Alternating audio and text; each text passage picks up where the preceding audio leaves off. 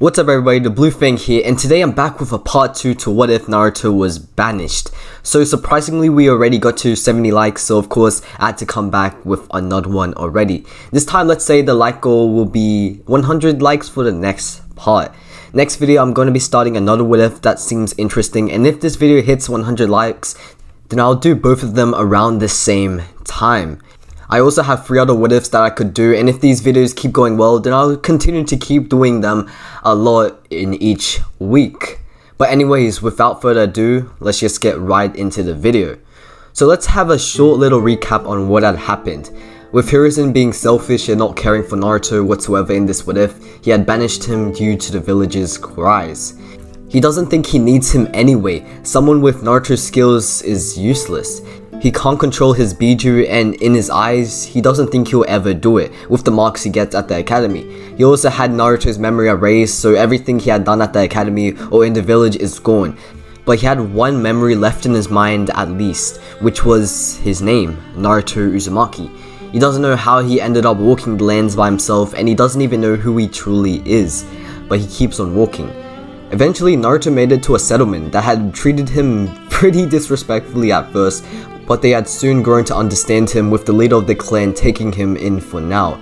With Naruto entering this place, he finally gets time to focus on everything, especially himself, and this is where we start this what if off. Naruto is lying on his new bed, gazing at the ceiling. This time he's thinking of goals or dreams he should have, which is definitely what will make him motivated. He thinks to himself that he really needs to learn more about the world of so-called shinobi and have knowledge on that first before going into the dreams business. He decides to ask people about that the next day because right now he falls to sleep real fast. The next day Naruto gets up quickly. He's interested to hear what the world is like. He runs around outside and is greeted by multiple people ready to have a conversation with him because they also are interested in whatever Naruto's world is. But right now Naruto needs to understand theirs. So first off, Naruto starts asking the group loads of things which they proceed to answer loads of times. He slowly begins to learn about what shinobi are, how they affect the world, and the many different villages that have them. With him learning about the villages, he begins to wonder which village he's exactly from because he's sure that he came from a certain one. He couldn't have just been born in the middle of nowhere. Naruto continues to listen to the people teaching him at the moment, and he learns more things about Kages, clans, and all of those things that are in villages. After listening, Naruto understands most things and gets an idea of the world of shinobi. He nods his head to the clan members and thanks them, proceeding to then walk away to think by himself. While walking, he starts to overhear a conversation the leader of the clan is having with someone else. From what he's hearing is that the resources this clan has are slowly starting to go away, and with some of them not working, they don't have that much money to get more. Some are obviously working around places that are near the settlement even if it's in the middle of nowhere, but most, they just don't like the outside world and like to keep to themselves now. Naruto starts to become interested in this and gets worried for the clan. They treated him so nicely and now this is happening to them. He can't have that, he thinks to himself, and thinks of an idea to get easy money.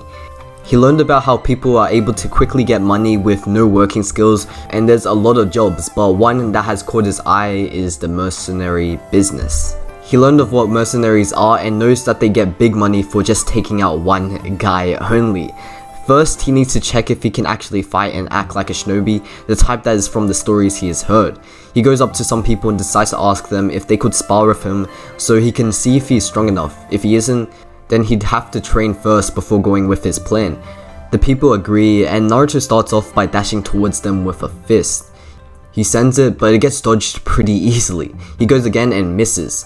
This keeps on going on, and slowly a crowd comes to the sparring grounds looking at a failing Naruto. They laugh and chuckle, and with all of this noise going through the settlement, the leader of the clan comes to see what's going on. He looks at the show with a smile, but eventually starts breaking it up and tells Naruto that he's just embarrassing himself now. He also tells him to come train with him if he's trying to get himself ready for the outside world.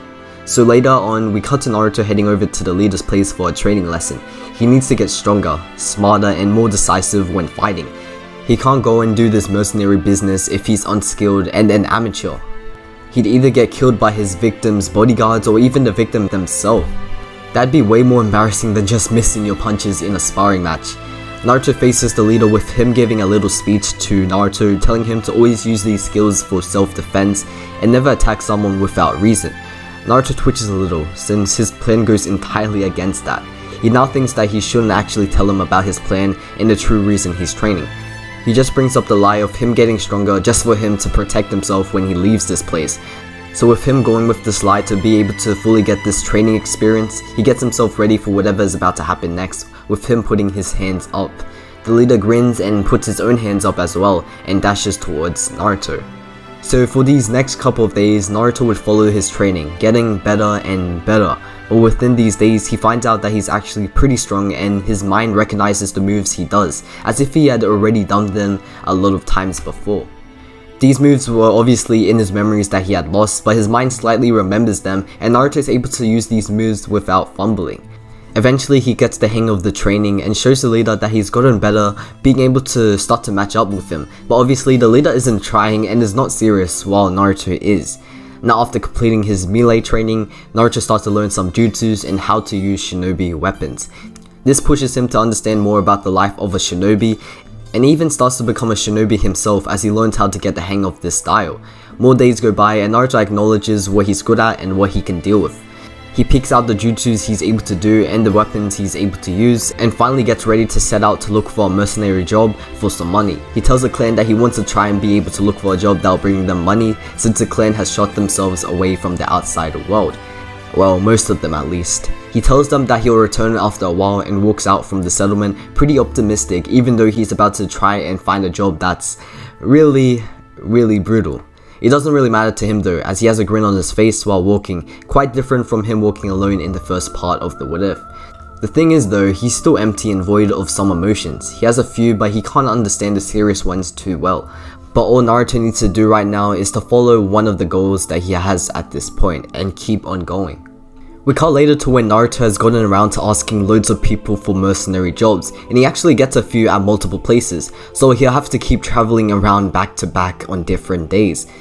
On the specific days Naruto has his job to do, he doesn't hesitate or feel nervous when he's about to carry out his objective, which is to eliminate the certain target he has been put on. He has already shown the people who hired him his skills and what he had learned at the settlement in the middle of nowhere, and they were actually pretty pleased with his moves. He had shown no faltering or doubt in his attacks, which had shown he was a really capable employee. So on one of the days he is sent out, Naruto knows he can do this and assassinate his target swiftly. He works his way through the location he's at and goes to the position he's been told of where his victim is. He eventually makes it and looks upon his target, who has no idea of what is about to happen. Naruto grins for a second and unleashes an attack on them when they're alone. He only uses a kunai and slits their neck quickly. Blood flies through the air. He had been undetected and his victim couldn't have had time to react, but as his target falls down on the ground, it makes a loud noise and people come rolling right in. They all look strong, which makes Naruto switch his kunai to a sword that hangs on his back. He grins again and dashes at the multiple people, going back and forth from each of them slicing. Some are able to counter him, which makes him have to be able to put up a tougher challenge against them, making their confrontation longer, but also alerting more people to come. Naruto keeps going on, slicing left and right, except more people keep coming. Eventually he realizes that he can't take all of them on and he's already finished with his objective anyway, so he runs away, escaping his attackers. In some time he's able to get out of the action and he's huffing and puffing with a smile on his face. He doesn't look scared or frightened, but excited. A rush of adrenaline had run through him the whole time. This is what it feels like to live for him. He holds his head high up in excitement. He wants to feel this feeling again.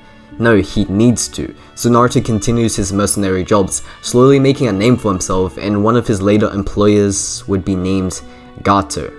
And that's what I'm gonna end it off for today. Hopefully you did enjoy, and if you did, make sure to comment down below if you have any other what if ideas, and also make sure to like the video. Remember to get to 100 likes for the next part. So this what if is kind of turning out to be something bigger, and we might be seeing some characters we know in the next part, but that's only if you hit the like goal, so remember that. But anyways, like always, subscribe if you haven't, hit the like button and turn on bell notifications. It's been the Blue Fang, peace.